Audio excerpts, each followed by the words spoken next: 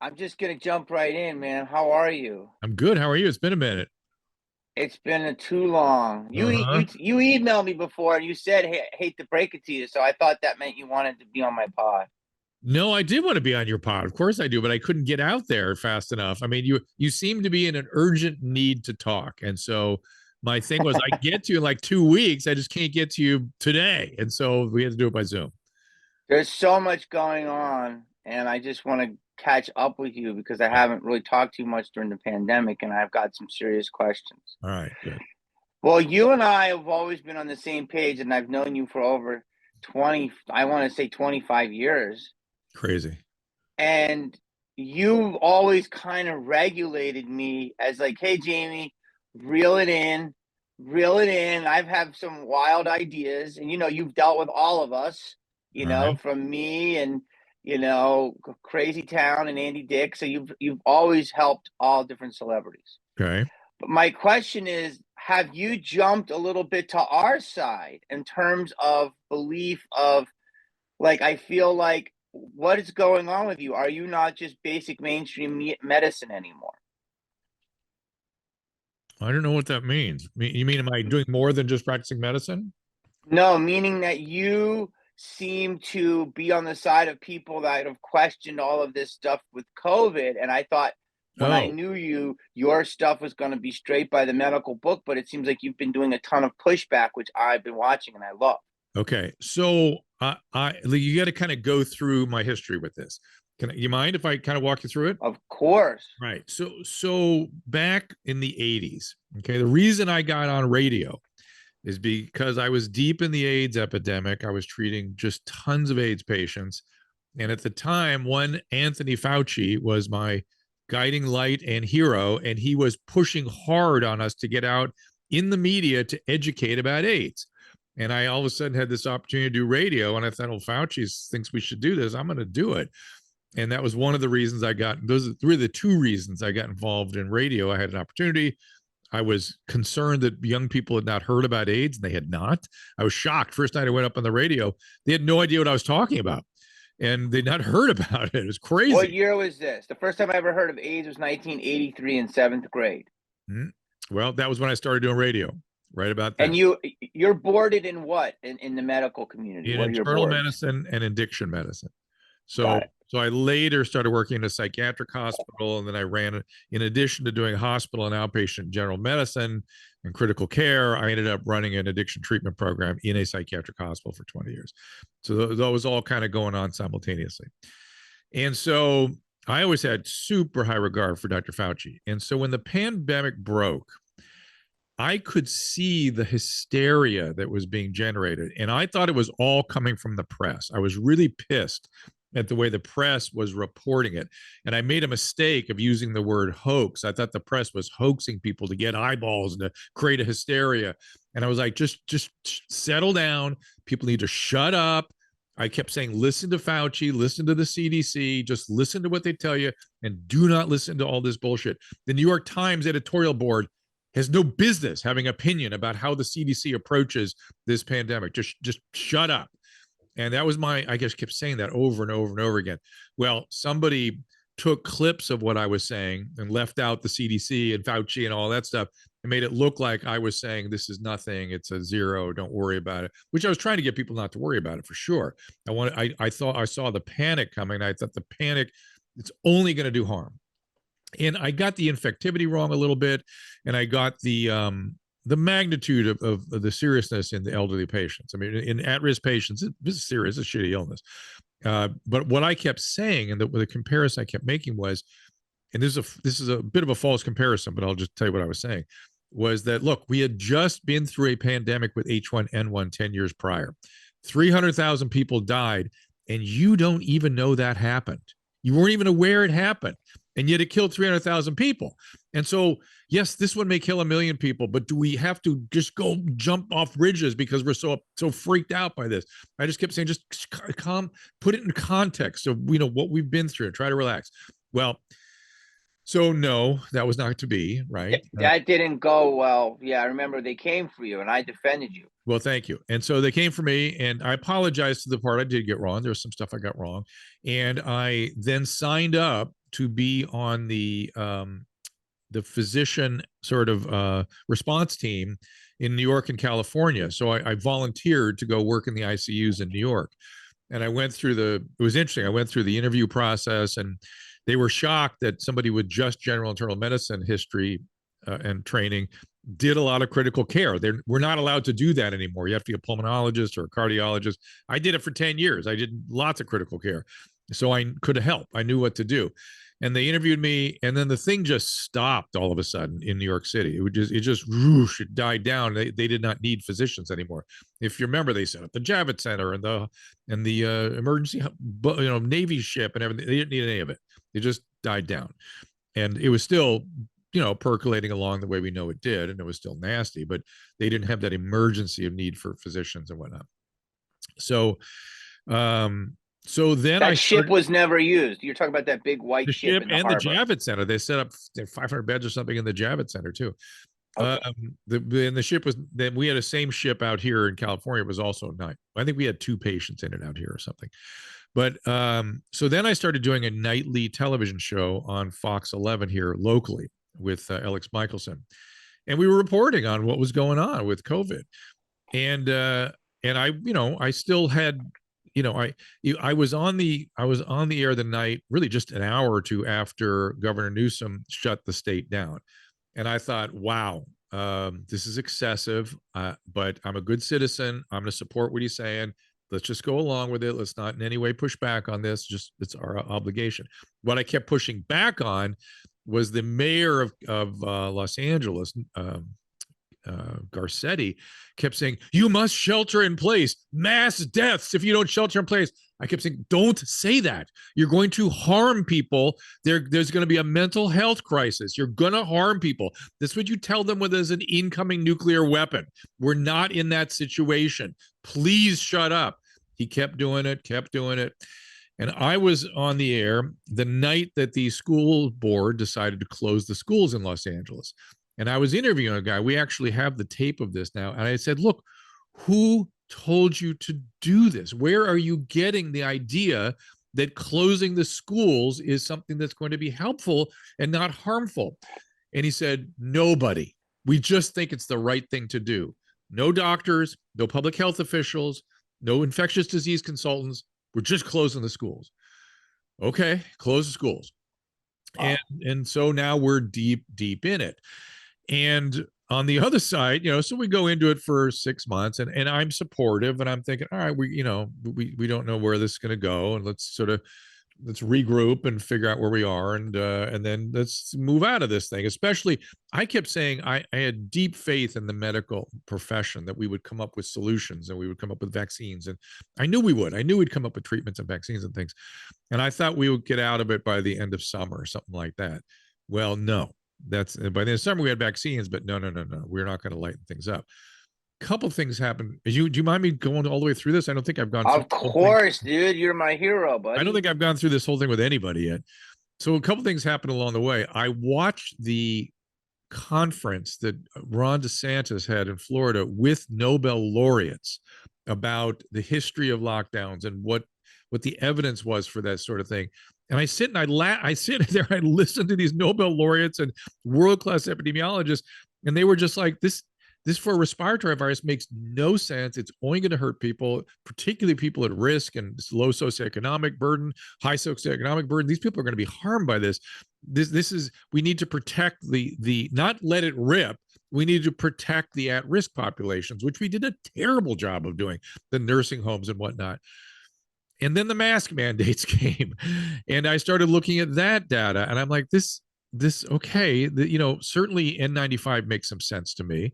When a doctor goes in a patient room with a infectious disease that's airborne, you wear a well-fitting N95 mask, and you do not take it off under any circumstance.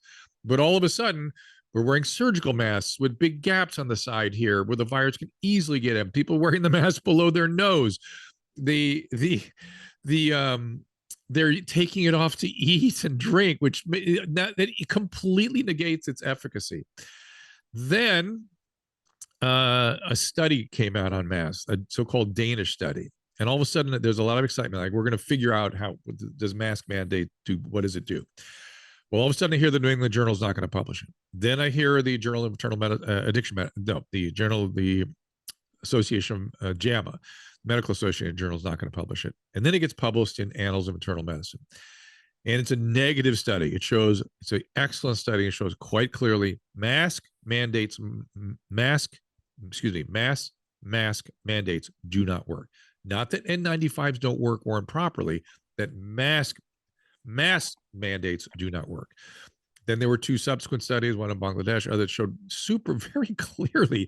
Then there was all kinds of other inferential studies where they go, look, when they wore masks at school, there was less virus in the wastewater and stuff. It's like, look, those are inferential studies. I don't know. All I know is the mechanics of a mask with not a virus that's come, or a bacteria that's on spit. It's aerosolized.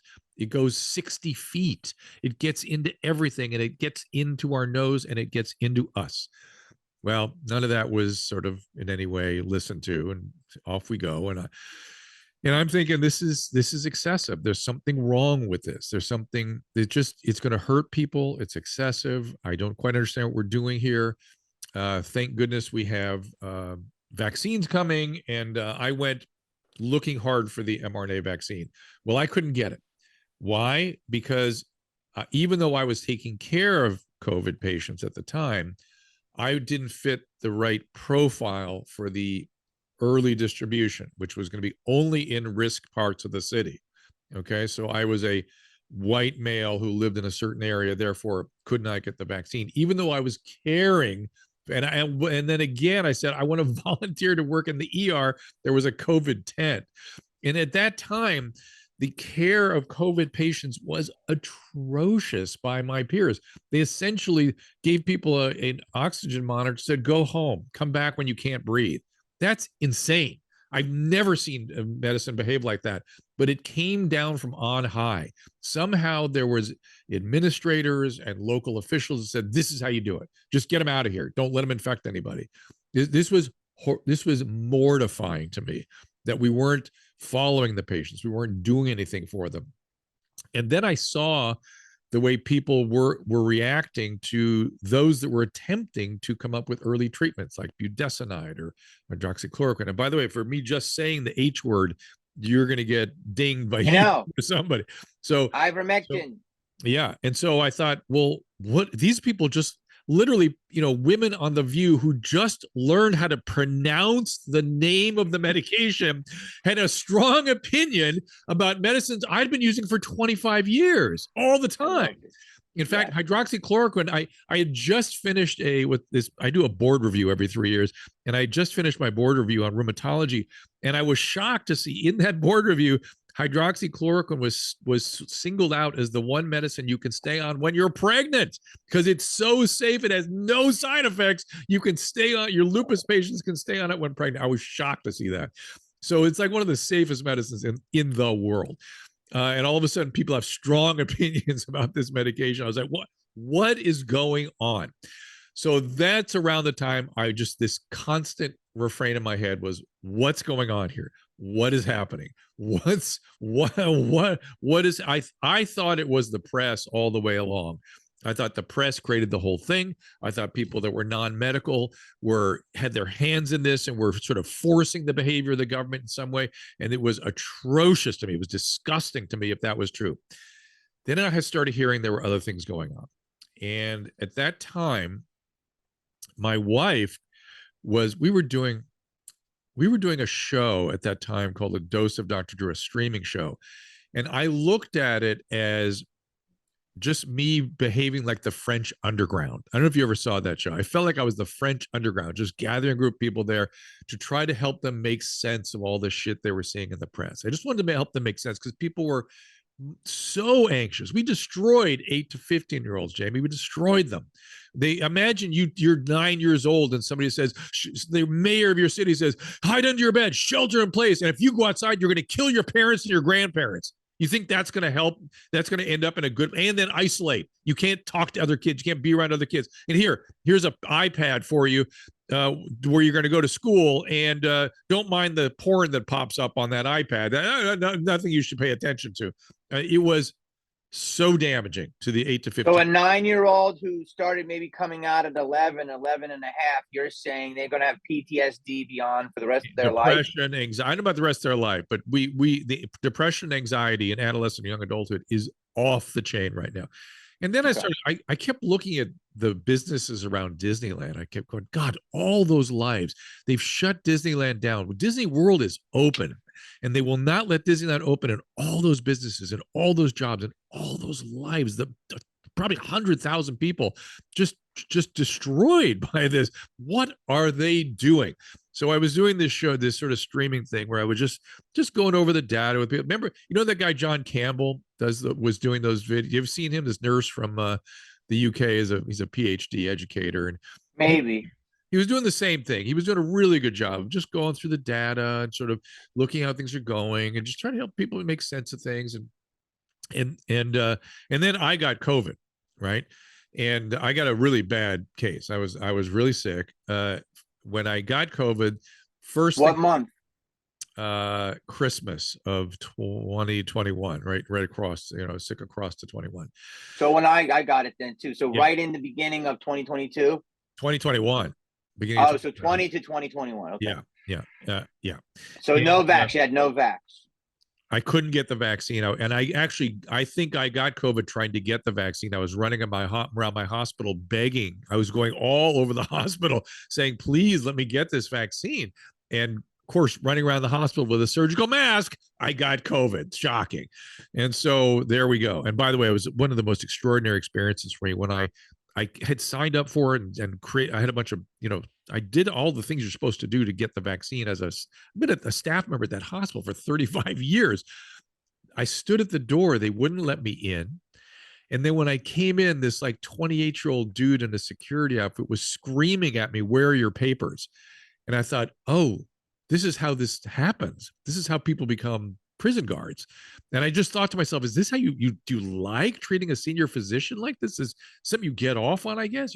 I was really confused. I thought, oh, well, I'm learning something about people who like this stuff. They like telling people what to do. They like locking people down. They like telling you, and you run afoul of them, and they like punishing you. That people should look at themselves if they fit in that category.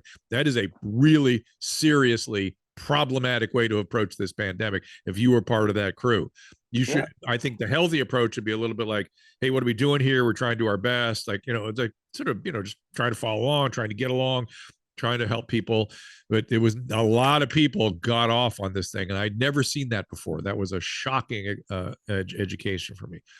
So I get COVID, and I'm sick as shit. And my physician, I remember watching you document it. Right. So I documented. Here's why I documented it. I was lying. First of all, I wanted something positive to come out of it. I thought, if I'm going to lie wounded on the field of battle, the rest of you are going to survive. I felt like this, like a little warrior thing in me. And my physician wisely had heard about monoclonal antibody and got me set up for it. And it immediately changed the course of my illness. It was literally during the infusion, I started feeling better. And I thought, holy shit, these things are free. The government has bought 500,000 doses. It's available to everybody, and nobody knows about it. What is wrong with our public health officials that they are not using their platforms on one hand to scare the shit out of people, but on the other, to educate them how to deal with this illness? Ask your doctor for monoclonal antibody. Talk about the use of steroids. By that point, we knew Decadron had some utility. Don't go home and wait till you can't breathe. There are things to be done. And so that was why I sat in that windowsill sick as shit doing Instagram lives every night, because I thought this was so important. It's one of my proudest moments. You may have different feelings about it out there in the world, but I thought it was important to do that. And I'm glad I did it. And it was not easy when I was sick like that.